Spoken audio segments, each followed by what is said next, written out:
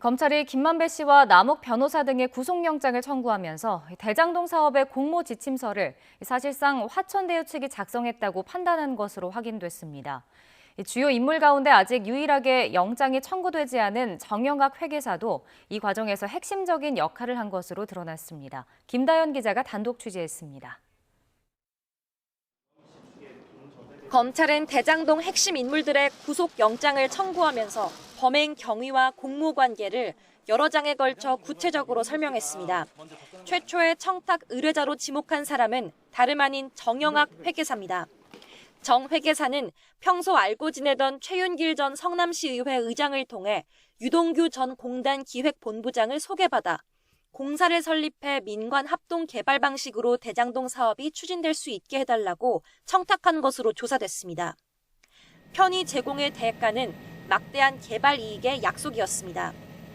추후 개발 이익이 현실화하는 시점에 김만배 씨가 유동규 전 본부장에게 남욱 변호사가 정민용 변호사에게 대가를 지급하기로 암묵적 의사를 모았다는 게 검찰 판단입니다.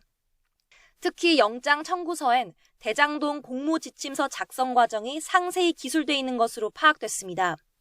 정영학 회계사는 민간 사업자 이익을 극대화하기 위해 공모지침서에 들어갈 필수 조항을 김만배 씨에게 설명했고 김 씨는 이를 유동규 전 본부장에게 전달한 것으로 알려졌습니다.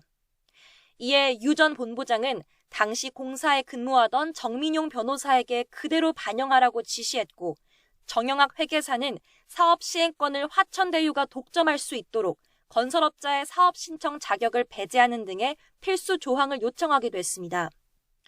정 회계사 머릿속에서 나온 필수 조항들은 이후 공모지침서에 그대로 반영됐고 김만배 씨 등은 공모지침서 공고 전에 미리 성남에 뜰 사업계획서 초안을 작성하고 화천대유를 설립했습니다.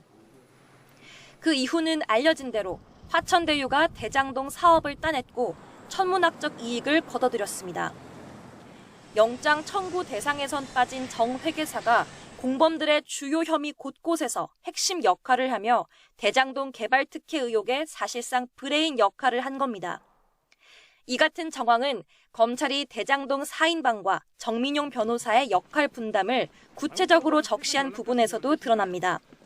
김만배 씨는 대장동 개발 사업 총괄과 로비, 남욱 변호사는 대출 자금 조달, 정영학 회계사는 사업 계획서 작성과 회계, 유동규 전 본부장은 내부 정보 제공으로 특혜 제공 역할을 한 것으로 지목됐습니다.